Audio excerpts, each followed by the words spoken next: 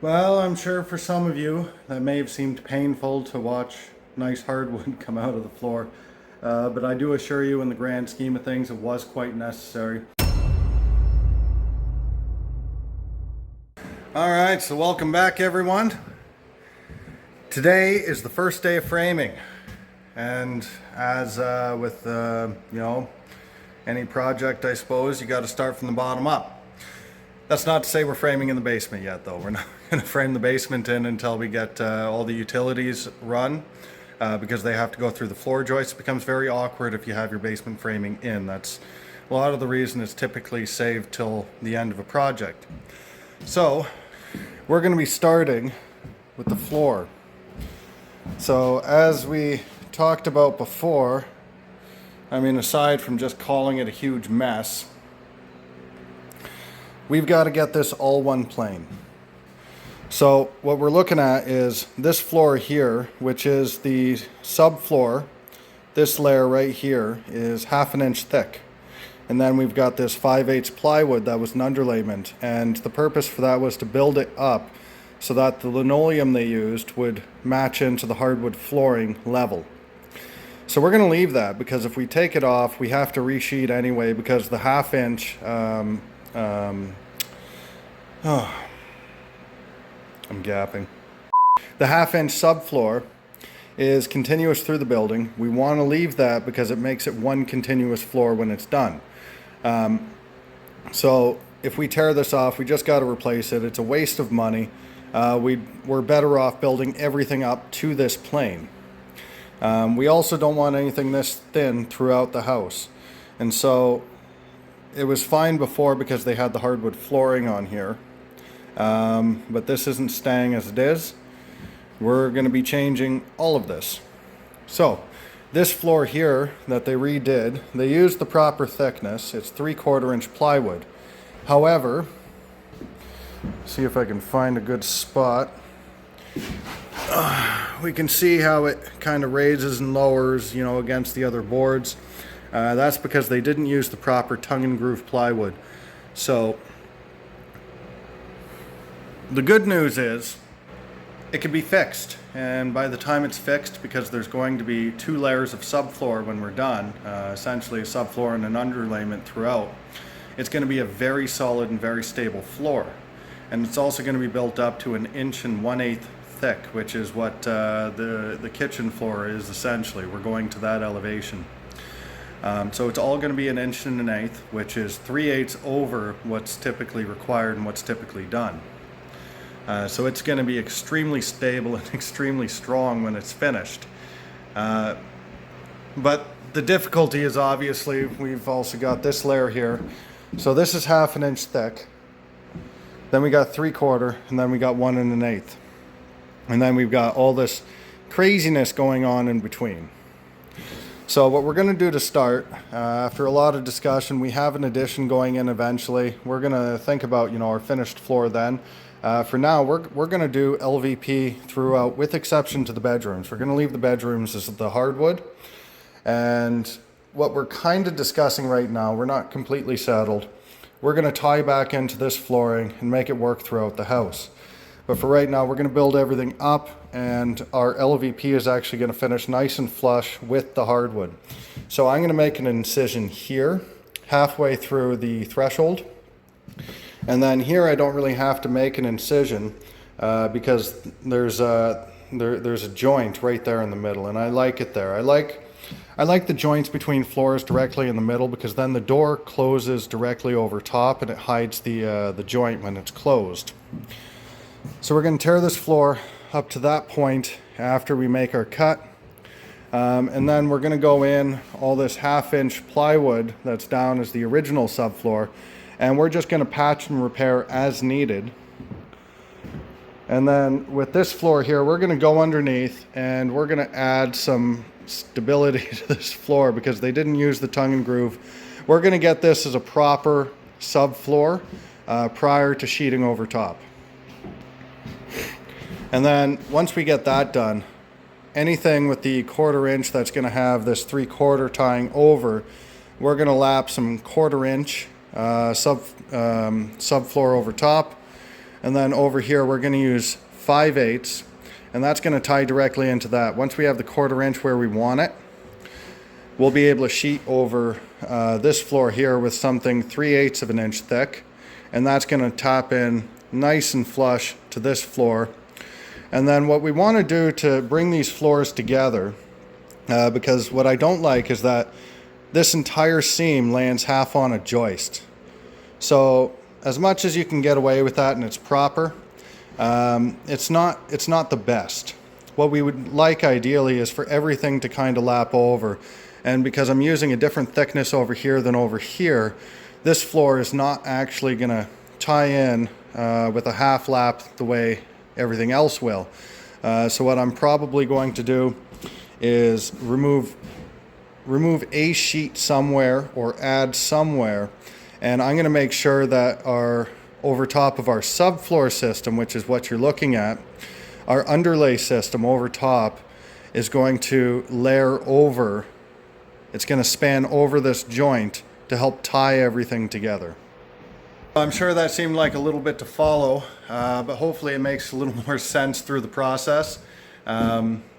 So as we go, you're going to see that the whole system is going to be one piece joined together in the end, with exception to the newest floor that's down currently, which was disconnected from the rest of the subfloor system.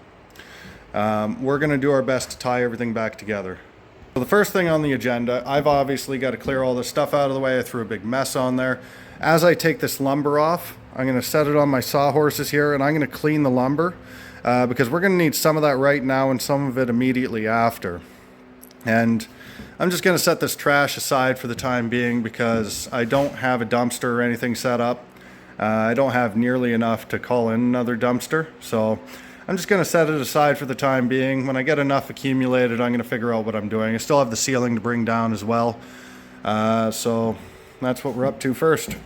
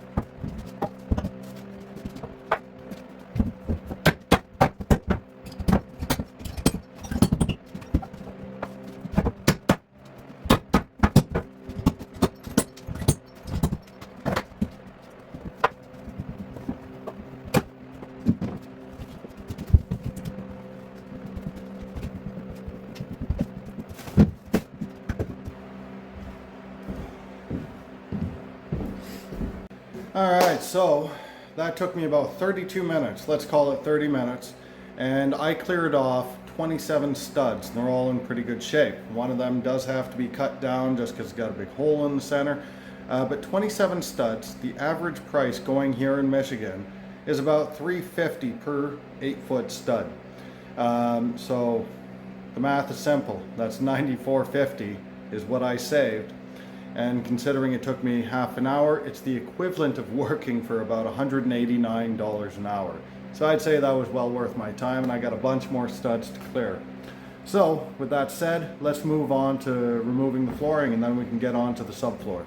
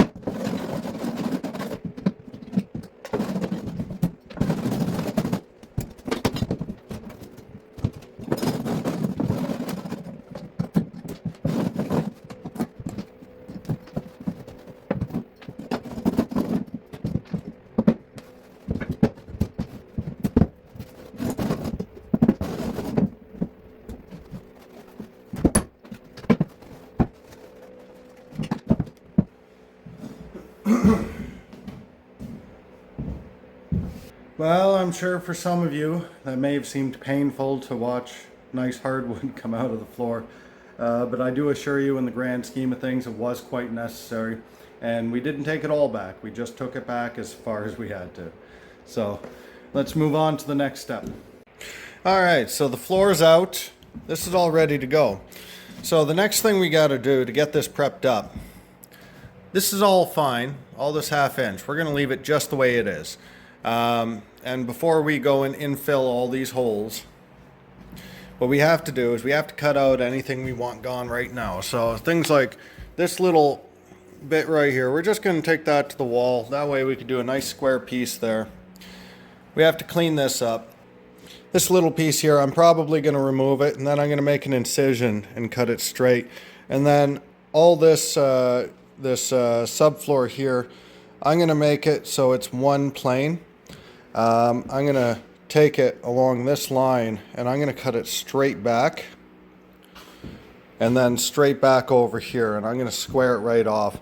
And then we've got this base plate. Now, because we're probably wrapping cabinets over it, I'm going to take the base plate right here to the studs, and it's okay if this is the only bit showing. And I'll be doing the same thing on the other side here, and this will get infilled here. And then there's just this little piece here that has to come out. I didn't do that when I did the floor. I did the base plates, but that's not a big deal. We'll get that right now. And there's one sheet that is awfully suspicious. So this one here that I'm standing on has this little dog ear here. So it rises up about 1/2 inch. That's a lot. So when I take a straight edge and I put it along here on this sheet, you'll notice we got no daylight all the way across. It's nice and flat. So this piece is good. When I put it over here on this sheet, when we come down, you'll notice we got a giant gap, and it kicks up right there. So the other suspicious thing is when I run it this way, it's actually pretty good. So there is something wrong right there. So just this sheet here, I'm going to lift it up. It's not glued. It's just got some weak little nails on it. No big deal. So I'm going to lift it up. We're going to evaluate what's going on, because right there, it's not holding it up by any nominal thickness, and it doesn't tie into this floor. So this is the only piece that will hold us up from reaching our goal of having a nice, flat and consistent surface all the way throughout the house.